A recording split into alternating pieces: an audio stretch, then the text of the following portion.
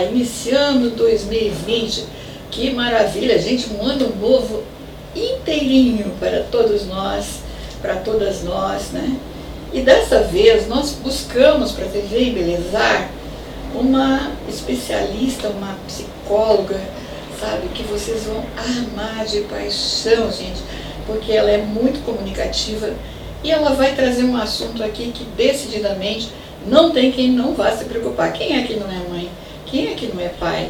Quem é que não é aquela família adotiva maravilhosa, né? Que nós temos casos aí de LGBTIs que vão e adotam aquelas crianças especiais, aquelas crianças maiores de idade que estão aí, né? Sendo rejeitadas e que a gente acha a coisa mais linda que vocês fazem.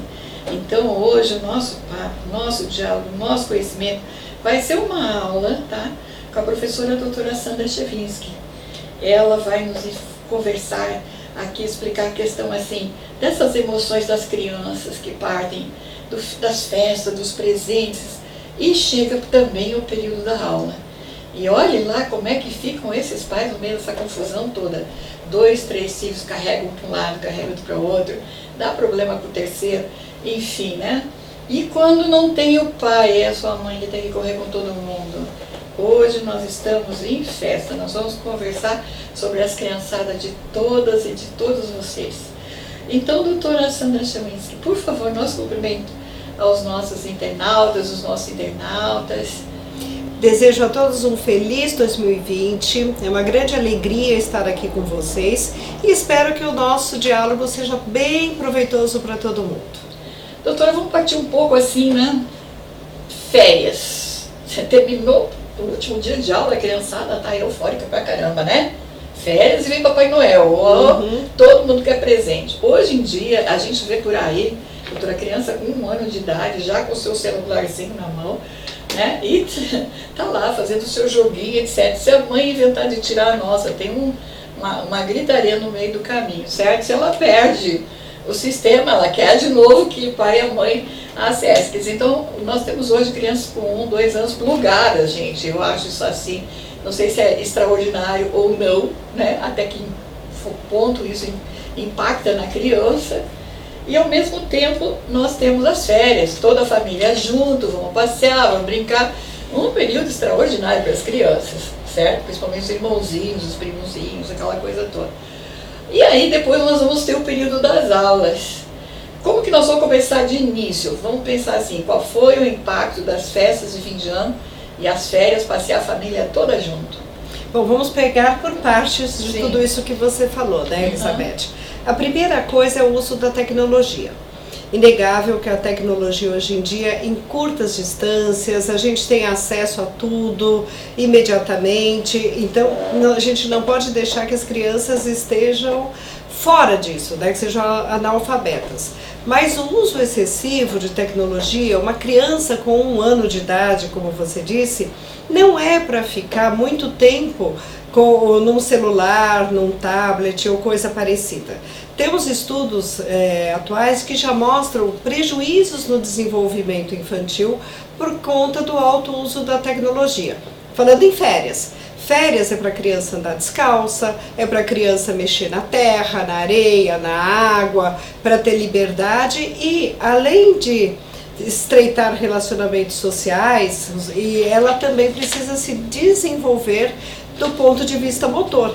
Então, o que mostram as pesquisas? Que as crianças acabam tendo um subdesenvolvimento na motricidade hoje em dia porque ficam muito tempo restritas da tecnologia. A gente tem crianças e adolescentes, inclusive quando viajam, que não querem sair do joguinho porque querem continuar jogando ao invés de ir para a piscina, ao invés de jogar uma bola, empinar uma pipa. Então essas questões a gente precisa de muito cuidado.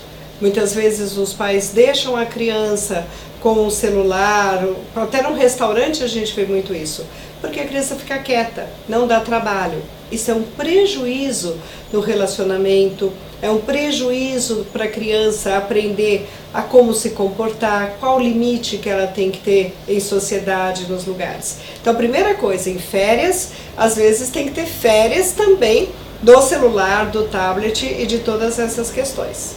É interessante o que a senhora está colocando, o fato de ser criança, o convívio e tal. Me recordo que fizemos um evento na Assembleia Legislativa de São Paulo e nós abordamos a dependência das crianças com os bichinhos de estimação. Até onde o direito dos pets, né, até onde os direitos das crianças.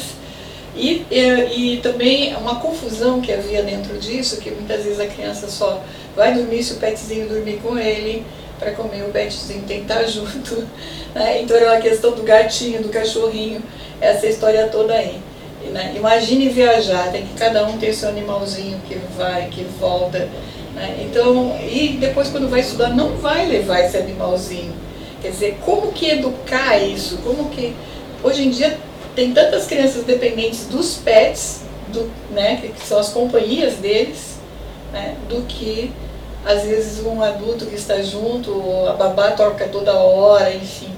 Pensando nisso, o que a senhora acha? Isso traz alguma dependência emocional para a criança do animalzinho? Isso ajuda a criança ou não?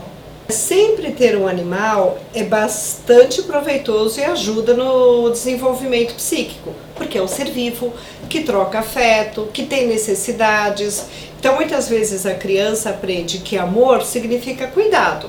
Se é uma criança que também cuida desse cachorrinho, por exemplo, que dá comida, que troca água, que entende que tem necessidades fisiológicas, que entende que fica doente.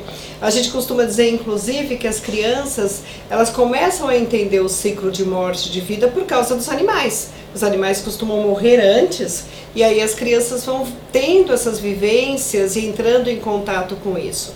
Aí, Elizabeth, quando você fala dessa dependência, qualquer dependência é ruim, né? Posso dizer até patológica em alguns casos. Se eu sou dependente demais do pet e tenho dificuldade de me separar dele para ir para a escola, se eu sou dependente demais da minha mãe ou da babá, ou que a gente está falando do celular, do tablet, tudo isso precisa ser revisto. Muitas vezes precisa até ser tratado, né? A gente precisa entender o motivo dessa dependência. Então, a gente sempre tem que tomar cuidado se a gente fala de uma forma generalista ou quando a gente está falando de uma coisa que já passa a ser um distúrbio, que traga prejuízos para a vida da pessoa. Tem alguns sintomas especificamente quando há uma dependência? Se é uma dependência de fato que chega a ser um distúrbio, você tem, às vezes, por exemplo, um adolescente, uma criança de 10 anos que esteja totalmente dependente do videogame. Então, na escola, a escola passa a ser um sofrimento. Ela fica que nem um zumbi, ela fica deprimida, ela não quer conversar com ninguém, porque a sensação que ela tem é que ela está em privação, que ela está perdendo alguma coisa, que o mundo, né, dos jogos acontece e ela está fora daquilo porque ela tem que estar na escola. Então, a escola que é o lugar não só de aprendizado, mas é um lugar de fazer amigos, é um lugar de aprender a se desenvolver, a se relacionar, o que eu dou, o que eu não dou, o que eu faço, os limites, ela passa a ser um lugar de tortura, porque o único lugar que aquela criança dependente quer estar é num jogo, por exemplo, ou é com o seu cachorro. Então, quando passa a ter esse nível de sofrimento, a gente já pode entender que é um distúrbio. Agora, vamos pensar um pouco assim, principalmente as crianças novinhas, que vão ter que começar a enfrentar a escola em fase inicial. Às vezes ela entra até no maternal, no berçário, tudo é brincadeira, mas ali já tem os limites de convívio, certo? Mas ela vai ter outra fase, que é tudo era dela dentro da casa, dela. Agora ela tem um monte de crianças que repartem com ela o brinquedo que ela quer para ela só, por exemplo, assim, tá? Então já tem um impacto aí muito grande, que é óbvio vai depender das professoras e dessas professoras treinadas falarem para os pais os conflitos que estão tendo, né, porque eles se agridem, se mordem uns aos outros por causa de tudo isso, todo mundo sabe o que a criançada faz, né? E aí nós temos depois um outro momento em que elas passam para a fase, né, já maternal mais avançado, já vai para o jardim de infância, já o preparo para entrar no fundamental, digamos assim. É tão curto o espaço de tempo, doutora, no meu modo de ver, para a criança adaptar isso tão rapidamente, né? Diferenças sociais que ela, papéis, convívio com pessoas diferentes. ela não convive só com as crianças, convive com o pai das outras que vão falar alguma coisa, com a professora que mudou de novo, a psicóloga que entra. Como que é esse impacto todo na criança? Isso deve dar um transtorno também psicológico, alguma coisa, até ela se estruturar. Demora para estruturar. Como que a gente vai saber se ela está indo normalzinho? Ou tem alguma coisa que dificulta ali, que tem que prestar atenção? Olha, o que é muito bom, né, no processo, a criança que vai para a escola, é a questão do desenvolvimento. O que significa desenvolvimento? Desenvolver. Quer dizer, ela está deixando aquele envolvimento tão protegido, tão casulo de dentro de casa, que ela é o rei, ou a rainha, que tudo que ela quer ela tem, porque ela tem que encenar num cenário agora que ela é como as outras crianças, os mesmos direitos, os mesmos deveres, ela tem que aprender a repartir sim, ela tem que aprender a colocar o que gosta, o que não gosta, e vai aprendendo a gostar de coisas que ela nem sabia que existia. Então, é muito interessante a gente saber que isso é um processo. A criança pode entrar chorando muito no começo, e aí às vezes, tem que tirar da escola porque ela não se adaptou. Não, ela irá se adaptar. É um processo. Um dia ela chora, outro dia ela chora menos, no outro dia ela já pula no pescoço da professora, apaixonada pela professora, já brinca. As coisas não acontecem de imediato. O que a gente tem meio problemático hoje é justamente isso. As pessoas querem soluções imediatas, que tudo aconteça logo de primeira vez. Não vai acontecer. É um processo, a criança se desenvolve aos poucos, ela se vincula aos poucos, ela começa a se apaixonar pelos amiguinhos aos poucos, e ela também vai aprender que não se gosta de todo mundo igual, do mesmo jeito. Tem aquele amiguinho que ela gosta mais, tem aquele que gosta menos. Esse é o processo da vida. Ela começa a entrar para um cenário que só vai aumentar de complexidade ao longo da vida. Bom, eu vou selecionar um grupo não porque eu queira fazer diferença com os demais grupos sociais, mas eu tenho muitos amigos, conhecidos, inclusive gente de associações e entidades que fazem parte dos grupos de LGBTI. E normalmente esses grupos são os que mais lideram as áreas de beleza. Nós estamos na TV Embelezar e aqui a nossa homenagem a eles por uma coisa maravilhosa que eu acho extraordinário. É o amor que eles têm para formar crianças numa nova família. Então, quando muitas pessoas vão para a fila da adoção, querem um bebezinho, assim, fazem aquele desenho todo, né? E não é que estão querendo muitas vezes adotar uma criança que está precisando de um lar. Então eles não, às vezes estão pegando crianças que são com deficiência, crianças já há muito tempo que passou por transição de ir, de voltar e está lá na espera de novo. Quer dizer, um trabalho muito bonito que eu tenho observado com alguns deles, né?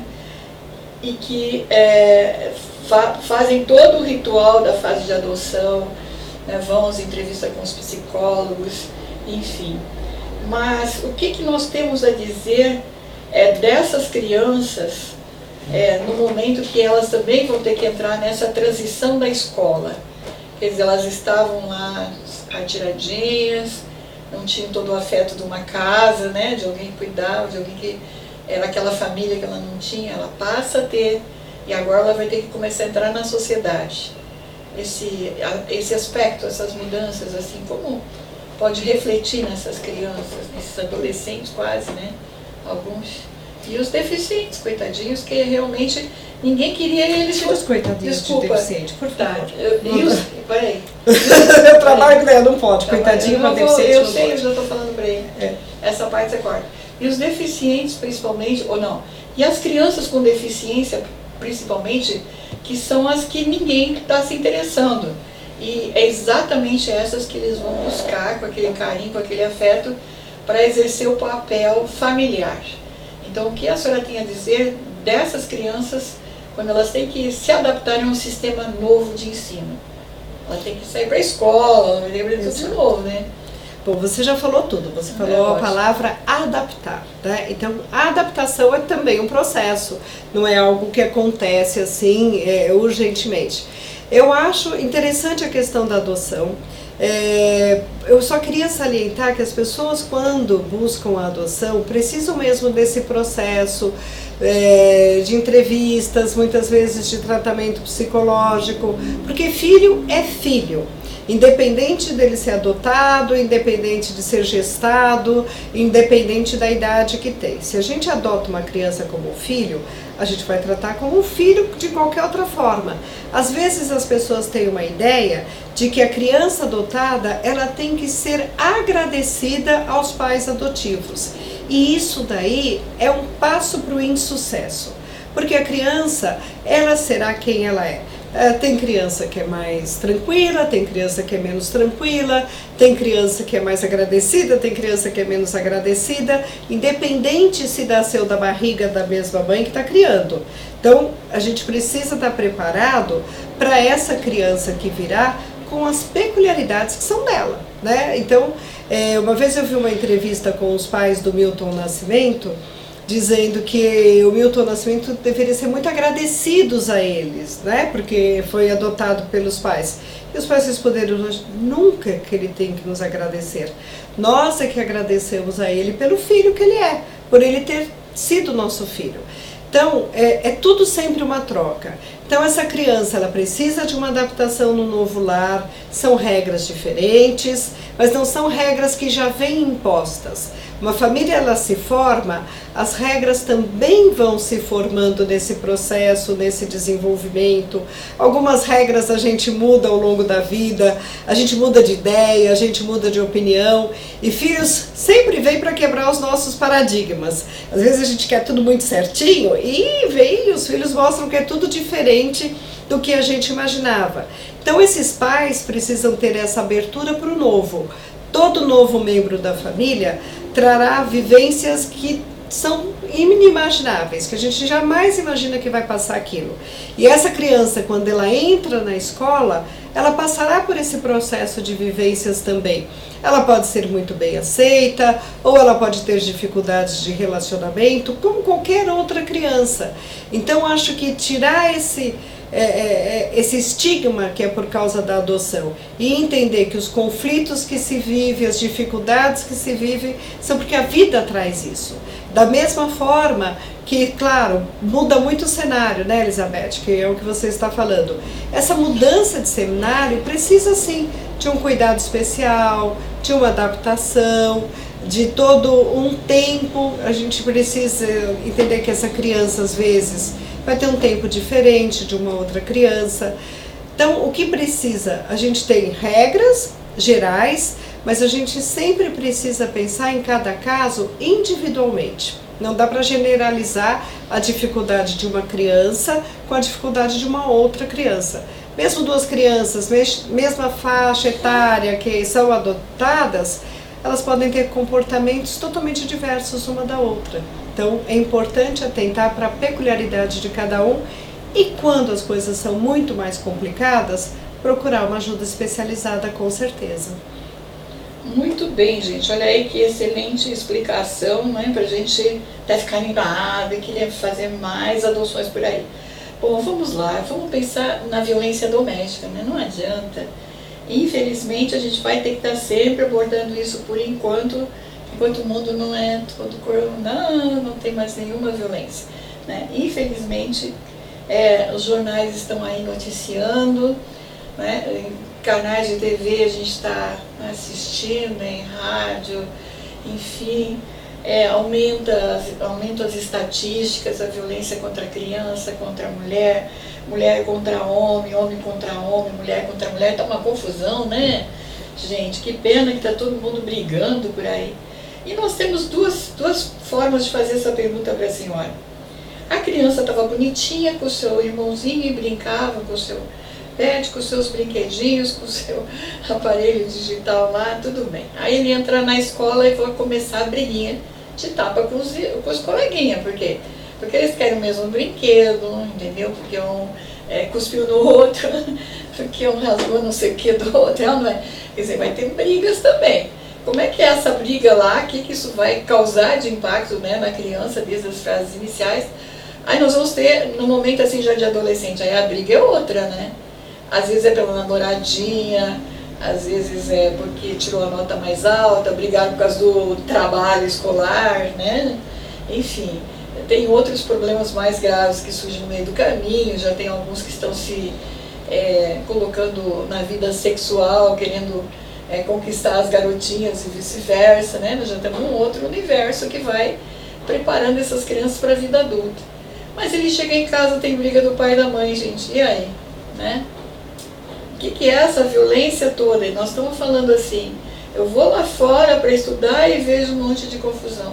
Eu venho para minha casa, tem uma violência, uma gritaria, enfim, né?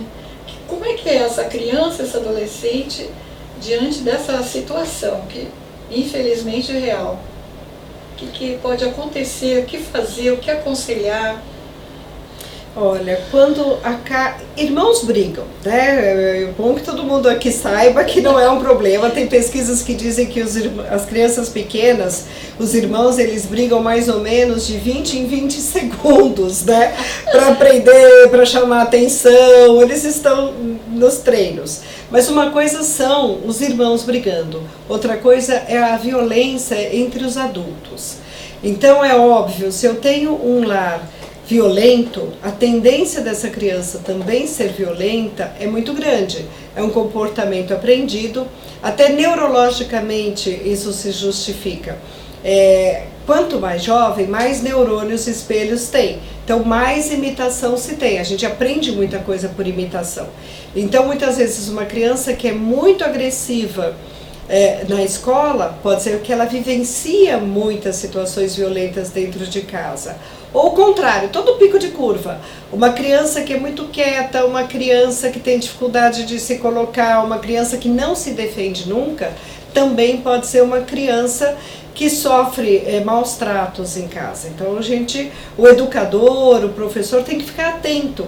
Geralmente as pessoas prestam muita atenção naquele aluno que faz barulho, no que bate, no que grita, no que faz bagunça, no que quebra, e quase não prestam atenção na criança que é quieta. Eu digo que aquela que não faz barulho muitas vezes me preocupa mais do que aquela que faz barulho, porque aquela pede socorro de alguma forma.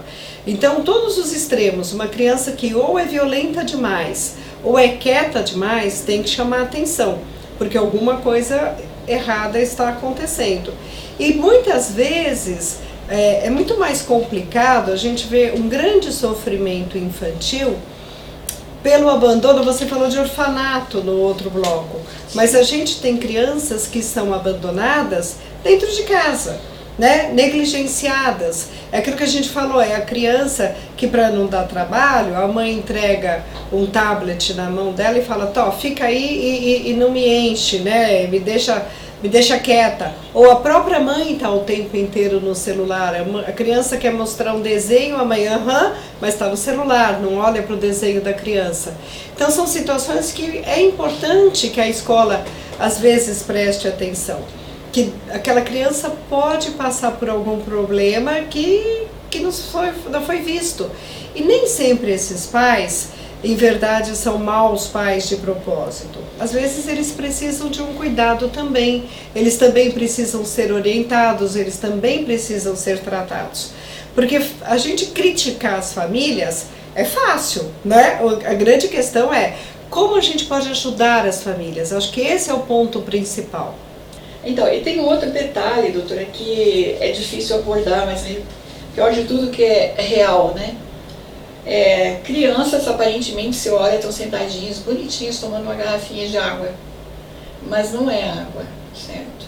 Então tem alguns que estão misturando cachaça, aguardente, vodka, não sei o que mais, tá? Dentro do, né? Estão tomando às vezes já puro isso aí, tá? E as famílias estão olhando eles inocentemente, tomando água, sentado, conversando. Isso ainda dizem que é o de menos, tá? Porque há casos também de estar um carro parado, bonito, parado na esquina, ver um monte de meninos, né? Tudo conversando bonitinho, e aí o cara oferece um pacotinho de balas, né?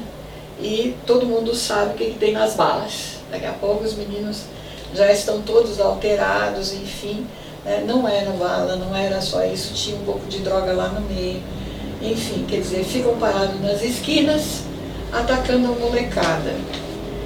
Dia desses nós temos uma escola dessas populares aí do estado, não sei se do município próximo de nós, e estava uma das professoras por acaso, escutou um diálogo meu com outra pessoa e ela disse: o que mais me preocupa é o que está acontecendo no entorno da escola. O que está dentro da escola a gente consegue entender e controlar e ajudar as crianças, mas do lado de fora a gente não sabe. Então ela disse assim: eu estou lá armada, tem crianças, meninas com 10, 11 anos grávidas, e não é dos adultos muitas vezes, são dos próprios coleguinhas. Então são situações que ela estava dizendo assim: nós consideramos isso incontornável, nós estamos frágeis como professores, a gente quer ajudar e não pode, não consegue, não sabe como. Imagine os pais de repente que confrontam com isso. Pô, estou pensando que ele tem na aula e está embriagadinho, tá, entendeu? Como é que a gente vai estar lidando com isso? Claro que isso é uma falha de estrutura no meu modo de vigilância, né, do Estado. Eu deveria ter um sistema vigilante mais próximo das escolas, trabalhar, botar bombeiros a ensinar as crianças. Eu acho que seria mais isso, assim, de ter um envolvimento de orientação, né, que é sempre uma autoridade, a criança vai respeitar mais. Mas como resolver quando a mãe vai se defrontar assim: bom, meu filho com 10 anos está viciado em bebida, minha filha com 10 anos está viciada em droga, minha filha com 10, 11 anos está grávida, e agora? Como lidar com essa situação aí do ponto de vista psicológico, né? Como educar isso? Estou dizendo que eu vi uma professora alarmada: eu não sei o que eu faço. É um perereco, né? Então, a verdade é assim, a gente ter filhos dá trabalho. Então, quem não estiver disposto a viver esse mundo de muito trabalho, não tenha filhos. Eu acho que já começa por aí. As pessoas têm filhos para pôr roupa bonita, as pessoas às vezes têm filhos porque não pensam, porque não se cuidam e esquecem que filho é uma vigilância constante, é um trabalho constante, dá muito trabalho mesmo. Então, se é uma zona de risco, se é um lugar de risco, a criança talvez não possa andar sozinha pelas ruas, dependendo da idade que ela tenha. Eu vejo que às vezes se dá liberdade para a criança, que ela ainda não tem condições psicológicas, não tem ainda condição para responder a essas responsabilidades que lhes são dadas. Ela decide, ela vê o que ela quer fazer, ela é dona do próprio nariz. Com 10 anos ninguém é dono do próprio nariz. O cérebro nem se desenvolveu. O cérebro só amadurece depois dos 21 anos. E as pessoas querem deixar uma certa liberdade para uma idade que ainda não tem condições. A liberdade é algo que se conquista aos poucos também. Não é que eu estou dizendo que a criança tem que ser prisioneira, não é isso. Mas tem coisas que os pais precisam acompanhar. Né? Essa criança está indo mesmo para a escola, ela vai com os amiguinhos, ela está bebendo água, os pais não cumprimentam a criança com um beijo, porque com um beijo a gente sente se a criança bebeu pinga, sabe? Então são coisas que parecem que não são tão difíceis assim, a gente cheira, né? Eu sempre cheirava os meus filhos quando chegava, dava uma incerta, chega de vez em quando nos lugares fora de hora, fora da expectativa para ver o que está acontecendo, o que está fazendo. É importante que os filhos tenham esse respeito, que se preocupem. Agora, a gente tem pessoas, pais que fumam maconha junto com os filhos. Aí tem uma série de coisas que vão ficando mais difíceis. É importante entender. Você está falando de drogas. A gente tem essa questão da liberação da maconha. Não vou entrar nesse mérito. O que eu vou alertar é que o uso da maconha antes dos 18 anos, em alguns casos, pode dar um surto de esquizofrenia, um surto psicótico. Quanto mais cedo esse surto, mais difícil reverter o caso depois. Então, são situações que a gente precisa tomar cuidado. As escolas estão cada vez com menos força, não é? Porque os alunos batem nos professores, se o professor dá nota baixa, o pai vai lá e ameaça a vida da professora, eu já vi isso acontecer.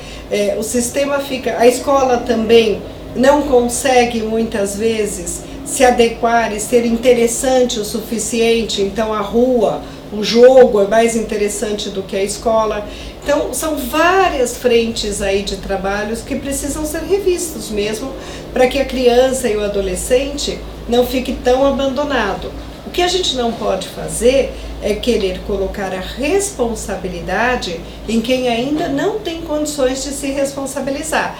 Então dizer que a culpa é da criança, que o adolescente é que não presta, que a menina de 13 anos tem vida sexual, engravidou, ou ela tem ali relações sexuais com um homem de 30 porque é ela que quer. Pode ser consensual, mas ela com 13 anos ela não tem ainda toda a condição de saber quais são as consequências de tudo que ela faz. Muito bem posicionado essa sua explicação. E ainda há pouco, antes de iniciarmos, falávamos da questão dos abusos sexuais, né? E aí temos muitas vezes a família que descobre, a avó, a mãe, lamentavelmente sempre tem um parente perto, infelizmente às vezes o pai está envolvido, e aí começa uma grande briga, né? São feitas provas, vai para a perícia, e não sei o que mais, e lauda daqui, lauda de lá, fica com guarda provisória, a outra parte não aceita, e foge, depois volta, passado um tempo, e aí também quer reverter o jogo. Aí tem uma grande discussão hoje, uma polêmica sobre a questão da alienação parental, porque muitas vezes parece que é, mas não é. Tem pessoas que estão contra as autoridades no formato dos exames, das decisões. Tem mães que se juntaram e foram até Brasília mostrar as falhas, vamos dizer assim, né, para dizer fraudes, do que ocorreram com elas e quanto é que elas estão vitimadas, que elas vão acabar elas sendo presas. Quer dizer, e no fim a guarda da criança passa exatamente para quem começou a fazer todo o aspecto de essa confusão, né, de envolvimento e tal. Então, a gente tem acompanhado algumas coisas, alguns depoimentos também. É um momento muito frágil da família humana, que gostaríamos, assim, no meu modo de entender, não sei o seu, que as associações, por exemplo, onde tem muitos homens que se reúnam, essas agremiações masculinas aí, que debatessem isso também, né, para conscientizar os homens que se você está com algum apetite sexual, vá procurar alguém do seu tamanho, da sua condição, não abusar de um bebê, de uma filha, enfim, serem duros com isso também, sabe? Botar uma ordem nessas coisas, porque não é possível que não tenham homens com tanto caráter e moral para tentar corrigir os outros. A mesma coisa as mulheres, né? Acho assim, tem muitas psicólogas maravilhosas como a senhora, outras educadoras, outras psiquiatras que a gente conhece. Por que não se juntam num grupo e também começam a questionar o Estado, a tentar ajudar o Estado, né? Um dia eu escrevi aí, gente, nós só em São Paulo aí, vamos pensar, 3 milhões de mulheres, não tem serviço assistencial, não tem serviço policial que vá garantir a tranquilidade para todas nós mulheres. Uhum. Se a gente não se juntar e uma começar a ajudar a outra, estruturar, entende, essa segurança, nós estamos num caos, né? Então eu quero que a senhora analise as minhas palavras agora para a gente encerrar. Eu estou errada ou eu estou certa? Porque não é possível isso. Olha, Elizabeth, eu acho que esse seu serviço, né, de trazer informações, toda a parte, na verdade, da mídia que denuncia isso, muda paradigmas. A história da humanidade é uma história de violência contra a criança, sempre foi. Inclusive essa questão do instinto materno, amor de mãe, também é uma construção, né? Porque antigamente se matavam as crianças sem o menor pudor. Criança chorava, dava trabalho, ia lá e crau, né? Na época do sistema feudal, e aí começou a faltar, né, gente? Então precisou, a igreja instituiu uma série de questões de família, de amor, tudo isso. Então essa história que a humanidade sempre foi boa, existem pessoas boas e existem pessoas, né, que não tão boas, digamos assim. Então, o que hoje em dia a gente tem? A gente tem a denúncia, que antigamente não se tinha. Então, muitas vezes as pessoas acham que essas violências, elas são dos tempos modernos. Não são de tempos modernos. Mas nos tempos modernos existe a denúncia.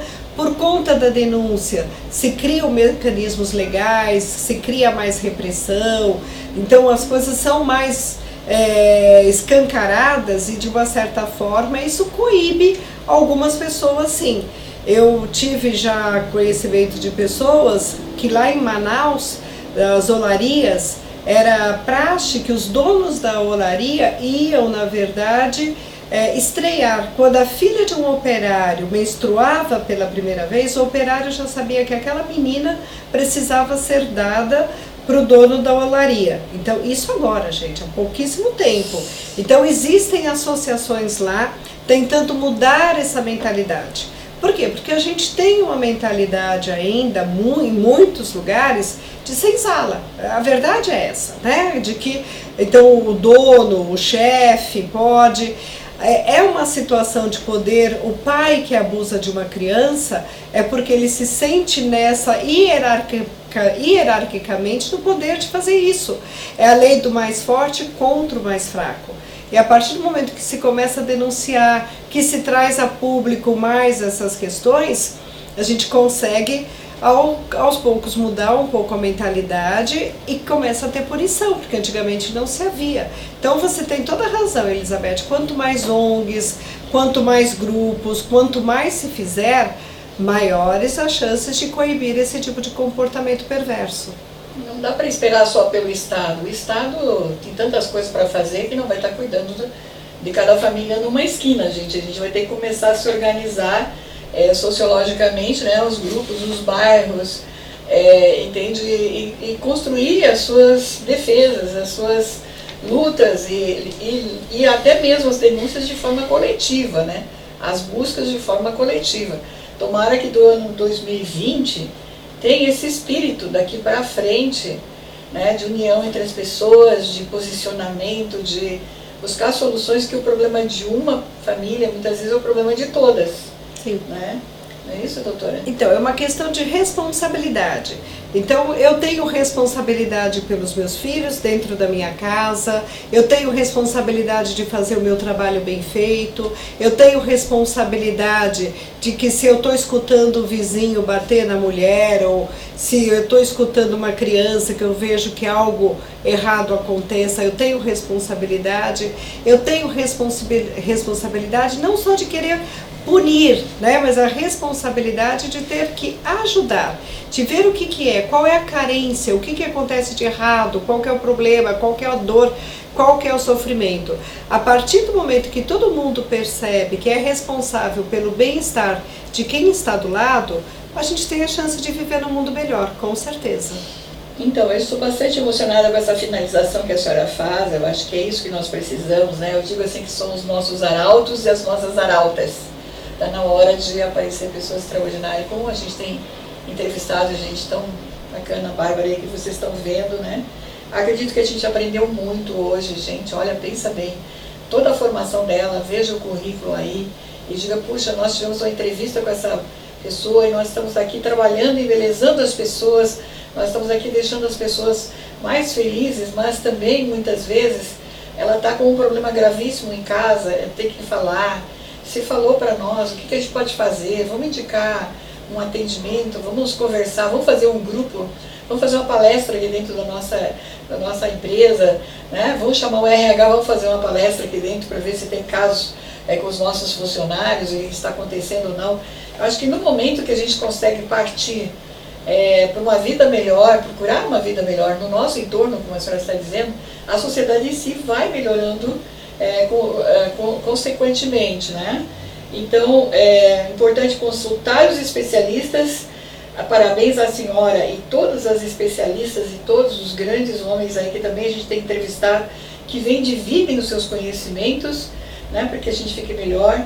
Cuidado com questões que estão sendo apresentadas em novelas, em programas ao vivo, em internet, e não sei o que mais. Não é questão de censurar, mas é questão de dizer, isso não serve para meu filho, isso não serve para minha família, isso eu não quero ouvir, vai lá e desliga. Porque na hora que a gente tiver autonomia para dizer não quero isso escutar mais dentro da minha casa, a gente já começa a transformar a família da gente para um mundo melhor. Senão vai seguir o exemplo, né, doutora, do que está vendo lá. Se a criança não tem noção que aquilo é uma exibição artística, vai pensar que aquilo é um fato de vida real. Então, suas despedidas para nós e essa consideração final aí. Então, baseado no que você falou, né, Elizabeth, eu acho que a gente não consegue proibir as crianças de ter acesso a tudo, mesmo que a gente desligue a televisão, ele vai olhar escondido na casa do amiguinho. Então, acho que principalmente o que a gente tem que tentar ensinar, e a gente também tem que fazer esse exercício diário, é pensar e refletir. Eu falo que a reflexão é o grande caminho para as coisas. Então, está passando um programa que eu não acho legal, ao invés de ir lá e desligar, eu posso perguntar para a criança, o que você acha disso? Você acha que está certo? Você acha isso legal? Você faria assim? Ou como você faria diferente? A partir do momento que a gente começa a pensar mais sobre as situações, a refletir mais, a gente tem mais autonomia, com certeza. E desejo um ótimo 2020 para todo mundo, com muita reflexão. Muito bem, aprendemos bastante hoje, inclusive que temos que refletir, não só desligar a televisão. Eu ainda recomendo que se desligue a televisão. Cada um tem a sua autonomia. E vai conversar sem a televisão, ou seu programinha de internet lá que está ensinando coisas, né? Então aí é mais fácil dialogar, olha, desliguei porque eu quero conversar com você. Mas estamos brincando um pouco, né, descontraindo, realmente a senhora é sensacional, formidável os seus ensinamentos, não é uma entrevista, é uma aula. Eu acredito que vai fazer com que todas as pessoas repensem um pouco como que está a sua família, a família do vizinho, a sociedade e eu junto nessa história toda, né? A responsabilidade com as crianças, com os jovens, que praticamente nós já somos adultos, temos que estar olhando, como a senhora disse, e tentando solucionar. Eu estou muito grata, mais uma vez honrada com a sua palestra, com a sua entrevista. Foi uma aula magna, 2020 entra glorioso, e eu recomendo a todos os nossos queridos e queridas trabalhadores da área de beleza, olha aí que papo legal para conversar com as suas clientes, com os seus clientes. Passa o link para eles, vamos conversar um dia sobre isso aqui também, aqui na nossa clínica, aqui na nossa academia.